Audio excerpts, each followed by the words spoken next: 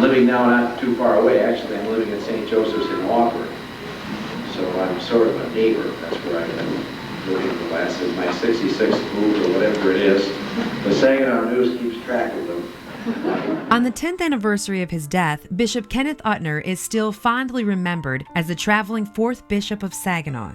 Shortly after his installation in 1980, he sold the bishop's house, choosing to live among his brother priests and somewhat from the trunk of his car.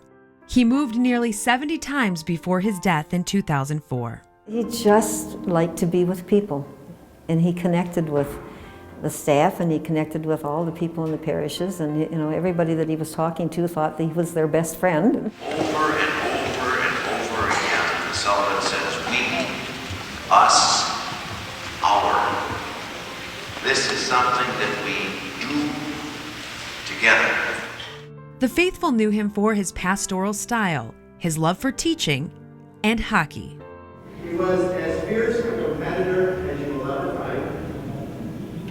And he found a way to make a wager on just about everything. He amazed the community skating with a prosthetic leg, and even as a child, his sister said nothing could slow him down. Well, we lived on Belle Isle, on an island, and right in front of us, our house, was a canal that froze. And so, of course, they skated. We all skated. And they played hockey. Wow. So they grew up with it. And then they began to play an organized team.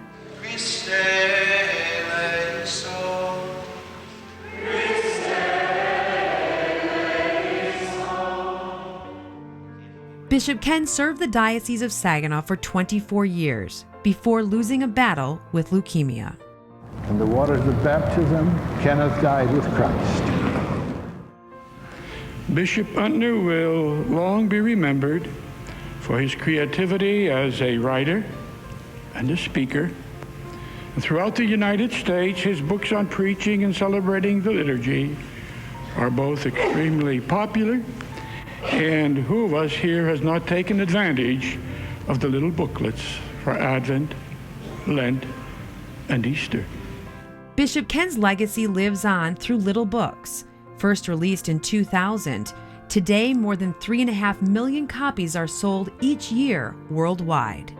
Or Bishop Ken's voice that would not stop at the point of death, but continues to speak and to challenge and to guide through the little books. That voice continues to be there to help us and guide us on the path to the Lord.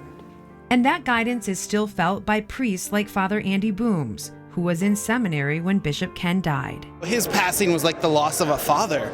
And he just always had this very simple way of calling forth just a little bit better. That is the ministry. I mean, he's still leaves an impact in my life. I feel his presence all the time because I know the person I am, the priest I am, has a lot to do with Bishop Ken Untener. He was a blessing not only to the Church of Saginaw, but to the church as a whole. And we're still feeling the effects of that.